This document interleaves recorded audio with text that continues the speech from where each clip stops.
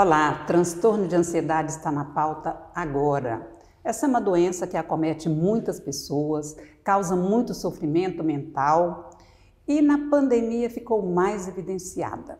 Eu estou aqui, convidado para uma conversa sobre pandemia, sobre transtorno da ansiedade durante esse período e pós-pandemia também com o Dr. André Moreno. Seja muito bem-vindo. Obrigado, Evacira. Obrigado pelo convite para poder estar aqui. Dr. André é psicólogo, professor, mestre, doutor, especialista em terapia cognitivo-comportamental. Qual que é a diferença, doutor, entre ansiedade e o transtorno de ansiedade? Certo. Ansiedade é uma reação que a gente tem frente a situações novas ou ameaçadoras. Então, a ansiedade, por si só, ela envolve pensamentos, emoções, comportamentos e reações fisiológicas de adaptação à novidade. Então, todas as vezes que a gente está se adaptando a uma certa novidade, é esperado que a gente tenha algumas reações de ansiedade. Isso é, inclusive, muito adaptativo. Isso nos ajuda a nos preparar para situações de ameaça. Eu costumo brincar, se a gente fosse atravessar uma avenida movimentada sem ansiedade, provavelmente a gente já está correndo risco. Então, esse certo medo de atravessar uma avenida movimentada, por exemplo, é um sintoma de ansiedade, mas que ele é contextual, ou seja, ele é compatível com o evento que a gente está olhando para ele. Quando essas sensações de ansiedade elas aumentam em intensidade, passam a acontecer com muita frequência, ou seja, ao longo de vários dias, e passam a ter uma duração exagerada e principalmente fora de um contexto específico onde ela é adaptativa, aí a gente passa a caracterizar um transtorno de ansiedade. Um transtorno de ansiedade ele tem a marca da intensidade, frequência e duração e também dos prejuízos na vida das pessoas. Então, um transtorno de ansiedade necessariamente vai trazer prejuízo para a vida da pessoa e para os familiares em volta. E quais são os sintomas relevantes para chegar a esse diagnóstico? Nós temos vários sintomas diferentes porque nós temos vários transtornos de ansiedade. Então, um profissional especializado pode ajudar, inclusive, a fazer esse diagnóstico diferencial entre os vários sintomas. Mas a gente pode citar alguns sintomas de pensamento. Então, pensamento acelerado, a preocupação constante, o medo de que o pior possa acontecer. Esses são os sintomas de pensamentos de ansiedade. A gente pode citar reações emocionais, como medo, como apreensão também. A gente pode citar reações comportamentais, a evitação, por exemplo, de alguns lugares importantes, deixar de fazer coisas que são importantes para mim, a hipervigilância, que é eu estar sempre avaliando, checando, conferindo se eu não estou esquecendo de nada, como que está a minha volta, prestando atenção nos meus sintomas físicos. E o que acaba chamando mais a atenção de muitas pessoas são os próprios sintomas físicos de ansiedade. Então, coração acelerado, respiração acelerada, boca seca, mal-estar gástrico, formigamento, enfim, a gente tem uma série de sintomas físicos que muitas pessoas ficam em dúvida se são sintomas de ansiedade ou não, vão parar no pronto-socorro com medo de que possa ser um infarto, um AVC, alguma coisa de causa orgânica e muitas das vezes é sim um sintoma de ansiedade. E esse pensamento repetitivo, como essas ações, será que eu esqueci? Será que eu não sei o quê? Pode se confundir com toque? Pode se confundir com toque. O toque, até bem pouco tempo atrás, nas classificações internacionais, era um dos transtornos de ansiedade. Hoje ele saiu desse capítulo, dessa divisão que a gente faz, que é uma divisão mais didática do que real, mas quando a gente olha para o funcionamento do toque no dia a dia dos pacientes, a ansiedade também está presente ali como um elemento importante. Essa divisão ela se deu a partir de 2013 na literatura internacional, porque o toque, além das características de ansiedade que eu citei agora há pouco, ele tem outras características também que diferenciam, mas a ansiedade é um elemento importante para o toque também. Que o toque é um transtorno obsessivo-compulsivo. Transtorno obsessivo-compulsivo, um outro transtorno também menos prevalente que os transtornos de ansiedade, mas que também está associado a muito prejuízo na população. Dr. André é pesquisador na área de avaliação de pensamentos negativos, repetitivos e ansiedades e também de pensamentos intrusivos de ansiedade nas funções executivas. Explica para a gente como é isso. Basicamente, essa área é a área que mostra por que quando a gente está ansioso, a gente não consegue fazer atividades normais do nosso dia a dia. Uma das reações, por exemplo, muito tradicionais, que é esse efeito da ansiedade nas funções executivas, é o branco, que todo mundo já teve em alguma situação importante, né? Então, eu deveria falar alguma coisa importante, eu deveria lembrar de uma informação ou de algo que eu estudei para uma prova, eu fico ansioso, essa ansiedade entra no meu processamento mental e faz com que eu tenha um prejuízo importante, né? Então, o branco, por exemplo, popularmente conhecido, né, é uma dessas experiências. Outra delas que a gente vê com muita frequência é a dificuldade em reter informações, né? Uma das áreas que eu pesquisei ao longo da minha carreira também é o efeito da ansiedade na memória operacional, memória de trabalho. E aí muitas pessoas têm dificuldade em, às vezes, reter informações do que elas estão fazendo ao longo do dia. Elas queixam de memória ou de dificuldade atencional, quando na verdade elas estão ansiosas. É isso que explica, por exemplo, porque algumas pessoas começam a ler uma página de um livro e chegam ao final, não se lembram do que estava no começo dela, por exemplo, né? Isso é um sintoma também bastante frequente dos prejuízos que a ansiedade traz no nosso funcionamento cotidiano. Aí a pessoa perde o prazer da leitura porque ela tem que recomeçar sempre. Exatamente, né? Então acaba que esse é um dos pontos importantes. A ansiedade, além de todos os outros prejuízos, ela está muito associada ao desenvolvimento posterior de depressão, por exemplo, por esse cenário que você citou, né? Pessoas com ansiedade, elas vão perdendo prazeres da vida por estarem ansiosas. Então, se eu gostava de ler, agora eu não consigo manter um fluxo de leitura. Se eu gostava de ir ao shopping, por exemplo, eu passo a ficar ansioso sobre a possibilidade de sentir ansiedade no shopping e aí eu prefiro não ir no cinema, num teatro, num parque. E aí isso vai privando as pessoas de coisas importantes para a vida e aí à medida que elas se privam dessas situações, a depressão acaba sendo também uma consequência muito comum. Vamos aqui para o começo, doutor André. Ansiedade na pandemia, como é que foi? Na verdade, no momento da pandemia, a gente não teve muitos estudos que documentavam isso, porque a gente estava com outras prioridades no termo de saúde mental, né? Se a gente fosse pensar, naquele momento a gente estava todo mundo lutando pela própria sobrevivência, né? Tentando se adaptar conforme o que fosse necessário, uma reação de estresse muito grande. A gente observava um estresse generalizado em todo mundo em função das consequências. O que a gente está vendo agora é o que na literatura especializada tem sido chamado de quarta onda da Covid, né?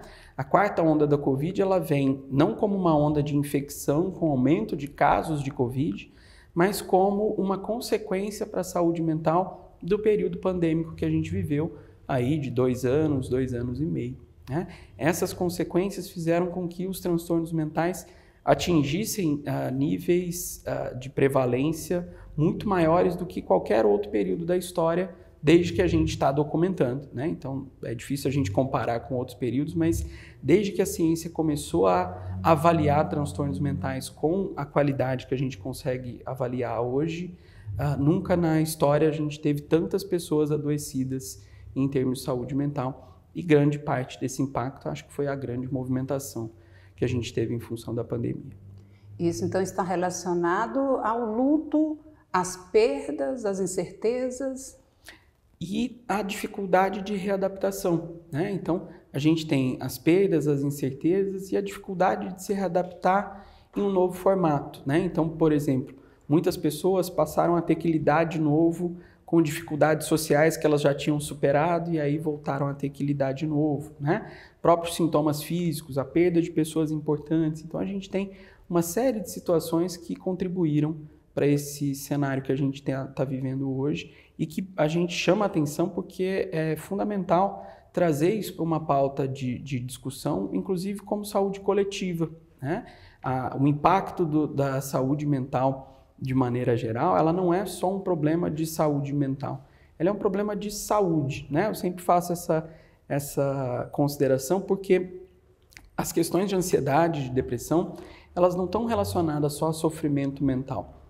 Elas vão levar a consequências fisiológicas, a inter-relação com outras doenças, e isso é um dos pontos fundamentais da gente discutir também. Interfere nos relacionamentos, Totalmente. nas relações de trabalho. Em perda de funcionalidade, a gente já tem, por exemplo, a depressão, que é o transtorno mental mais relacionado à perda de funcionalidade, né? Como das grandes causas de afastamento, né? Mas como especialista dos transtornos de ansiedade, um dos fenômenos que eu vejo são pessoas que não chegam a se afastar, mas elas perdem muito da produtividade dentro dos ambientes de trabalho, né? A gente estima que mais ou menos uma pessoa ansiosa ela perde no mínimo 1/3 da sua capacidade cognitiva. Imagina você no seu trabalho tendo que executar uma função e 1/3 do período que você está trabalhando é jogado fora em função de prejuízos da ansiedade, né? Ou seja, basicamente é uma perda funcional muito grande. Isso acumulado pela quantidade de pessoas que a gente tem sofrendo com essa questão é um problema, inclusive, econômico muito grande. Doutor André, de acordo aí com as suas pesquisas, o lado positivo é que as pessoas estão procurando tratamento. Essa é uma realidade felizmente melhor, né? Hoje a gente tem uma quantidade muito maior de oferta de intervenção, né? Hoje a gente consegue pensar em estratégias de intervenção muito mais adequadas para a população e que respondem muito rápido, né? Acho que eu vou até aproveitar para fazer um gancho, Vacira, sobre como o tratamento para transtorno de ansiedade funciona, né? Tem muita gente que evita começar um tratamento psicológico e psiquiátrico com a ideia de que vai durar a vida inteira ou que vai ficar dependente da medicação, ou que vai ficar dependente da psicoterapia. E isso não é verdade, né? Principalmente quando a gente tem profissionais que atuam de acordo com o que a gente sabe hoje que funciona para essas intervenções. Então, é importante a gente lembrar que essa procura, quanto mais cedo ela é feita, é melhor, né? Eu costumo comparar também os transtornos de ansiedade, os transtornos mentais, como qualquer outra doença. Quanto antes a gente procura tratamento para qualquer doença, mais rápido é a intervenção, menos prejuízos eu tenho, mais resultados eu consigo. É a mesma coisa com os transtornos mentais. Então, o que a gente tenta conscientizar muito é não espere o seu caso ficar grave, não espere você ter grandes prejuízos, não espere a sua funcionalidade estar tão comprometida, você perder relacionamentos por isso, porque obviamente isso vai ficar muito mais difícil da gente abordar depois ao longo do tratamento, né? Quer dizer que não é assim, uma vez instalada, não tem cura, você tem que conviver com ansiedade, com tratamentos e com terapias o resto da vida. De maneira alguma, né? Eu costumo até responder que ansiedade sim tem cura, né? O transtorno de ansiedade tem cura, se eu considero que cura, no termo popular que a gente usa, é ausência de sintomas e retorno de qualidade de vida. Ou seja, a partir de um tratamento especializado, eu dou conta de fazer com que você viva uma vida sem prejuízos em função da ansiedade e que você retome a sua qualidade de vida ou até aumente a sua qualidade de vida depois do tratamento, né? Então, esse também é um outro mito importante da gente quebrar, né? As pessoas imaginam que um tratamento para ansiedade ou um transtorno mental tem que durar a vida inteira e não necessariamente isso é verdade. Claro, tem casos de exceção nesse sentido, mas não é a maioria deles. Doutor André, em janeiro, esteve no shopping, você foi curador juntamente com a minha amiga linda, minha colega jornalista Rose Dutra, do Janeiro Branco, que foi falar sobre a saúde mental, mas de uma maneira assim, muito leve, muito gostosa, por meio da arte fotográfica. Como que vocês chegaram nessa concepção aí? A principal ideia por trás da exposição era a noção de que a gente precisa trazer a discussão sobre saúde mental para o nosso dia a dia, né? A gente não pode deixar para falar de saúde mental só num quadro de doença mental e de doença mental grave, né? Porque, como todo fator de saúde, a gente tem fatores que a gente chama de fatores protetores. Fatores protetores para a saúde, de maneira geral, todo mundo conhece, né? Uma alimentação regular, bom exercício físico, enfim, isso tudo a gente vê como um elemento protetor de saúde geral. E a gente tem uma série de elementos protetores também de saúde mental, né? Então, a ideia da exposição foi justamente a gente discutir esses elementos de proteção, né? Ou seja, o que a gente pode fazer no nosso dia a dia, o que a gente pode estar atento no nosso dia a dia para conseguir estar cultivando a nossa saúde mental como um elemento importante de qualidade de vida. E o Janeiro Branco é um mês muito especial para isso, né? Um mês nacional de conscientização sobre saúde mental de maneira geral, em que a gente aproveita esse espaço para chamar a atenção da população como um todo para esse problema. As suas frases trouxeram reflexões sobre a arte, sobre a saúde mental e de uma maneira muito poética. Você é poeta? Não sou poeta. Eu me interesso muito por literatura, por arte, mas não trabalho oficialmente com isso. Na verdade, eu aprendo muito e aprendi muito com a história de vida de tantas pessoas que eu tive o privilégio de acompanhar e de trabalhar em conjunto, né? A gente, como psicoterapeuta, acaba tendo um privilégio muito grande de conhecer a intimidade de pessoas maravilhosas, né? Então,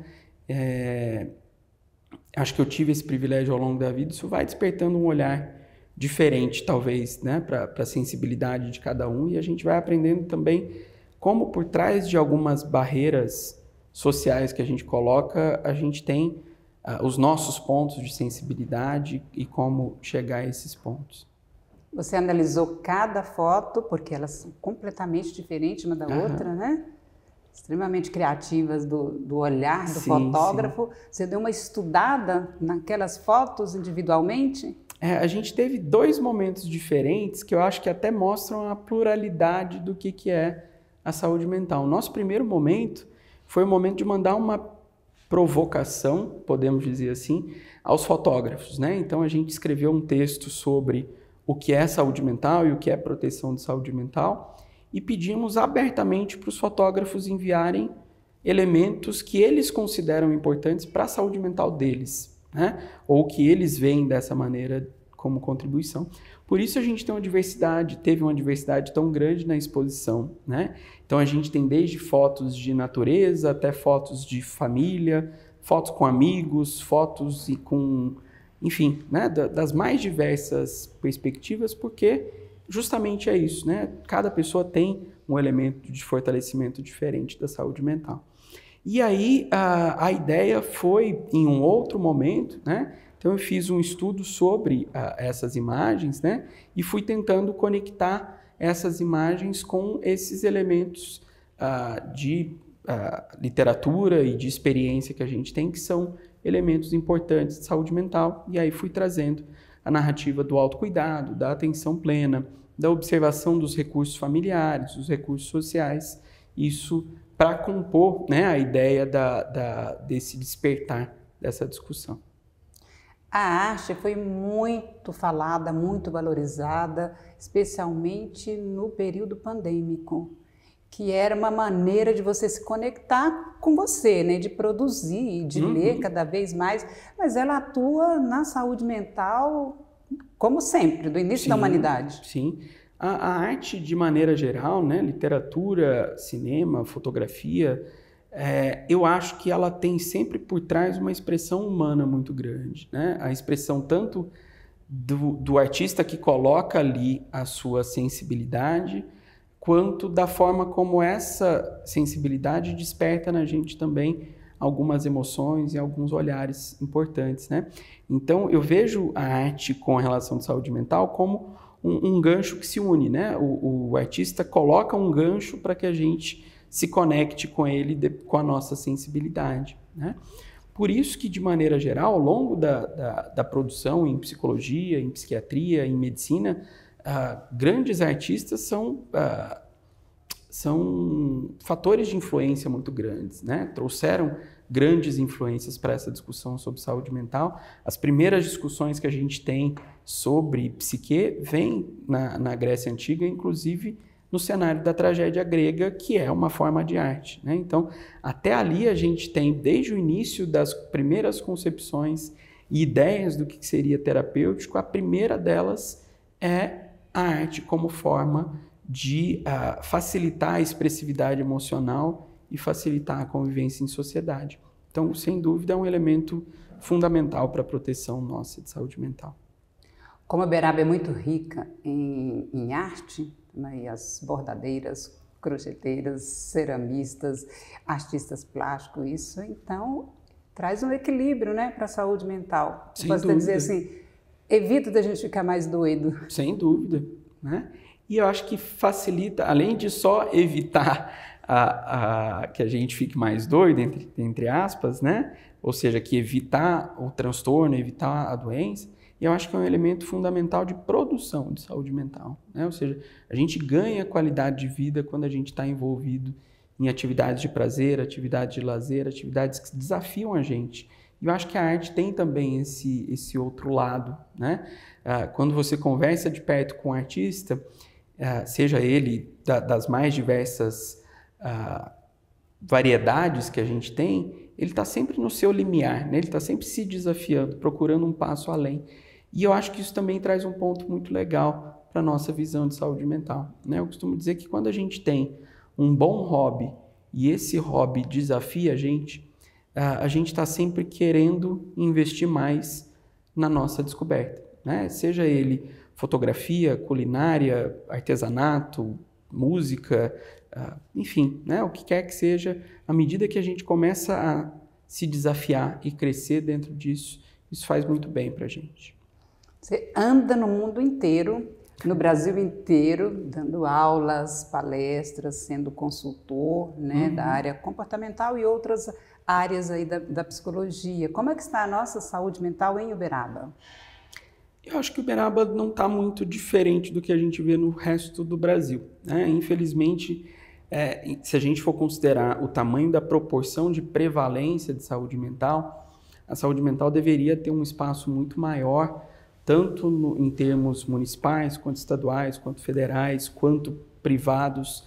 De maneira geral, é muito difícil a gente trazer a discussão para a saúde mental de um certo ponto de vista preventivo ou até interventivo em cenários leves e moderados. E Uberaba não se afasta dessa percepção, né? Então, a gente tem um grande número de profissionais, né? A gente tem o privilégio de ter na cidade 2 universidades com cursos de formação em psicologia. A gente tem recentemente a abertura de uma residência médica em psiquiatria, ou seja, um grande cenário de produção de profissionais de saúde mental, mas eu acho que a gente ainda carece de investimentos, de projetos, de olhar comunitário para colocar a saúde mental no lugar de discussão onde ela merece estar. Vamos para a nossa última pergunta. Como que o paciente pode atuar, como que ele pode agir para ajudar nos tratamentos? Qual a parte do paciente, o que ele pode fazer? Tudo. Na verdade, a principal característica de todo o tratamento, e eu debato isso com muita frequência, todo o tratamento só faz sentido quando o paciente se coloca como ativo no processo. Ninguém vai resolver por você a sua depressão, o seu transtorno de ansiedade, nenhum dos seus problemas emocionais. Você só vai conseguir resolver esses problemas à medida em que você formar com o seu psicólogo, com o seu psiquiatra, com os seus elementos de saúde mental, com seus cuidadores, duplas, parcerias, né? E é isso que eu tento trazer muito para o meu trabalho com meus pacientes também, né? A ideia de que eu não vou resolver o seu problema por você, mas eu quero resolver com você, né? A gente vai formar uma dupla em que você conhece sobre o seu funcionamento melhor que ninguém, e eu conheço algumas coisas de psicologia que podem te ajudar a entender melhor o seu funcionamento e a resolver alguns problemas. E eu prefiro que a gente sente do mesmo lado da mesa para olhar para esses problemas e trabalhar em conjunto, do que você esperar que eu resolva esse problema de uma maneira que pode funcionar para muita gente, mas que talvez não vai funcionar para você. Então, essa percepção do papel ativo da pessoa em tratamento é fundamental para o nosso sucesso terapêutico. Encerrando aqui a entrevista com o Dr. André Moreno, que é doutor em saúde mental. Muito obrigada por estar aqui e trazer tanta informação. E agradeço muito a sua presença e espero a gente poder renovar essa pauta aqui também. Estou sempre à disposição. Muito obrigado. Você acompanha essa entrevista também no canal YouTube e agora continue com a nossa programação na TV Câmara. Muito obrigada por sua companhia e até breve.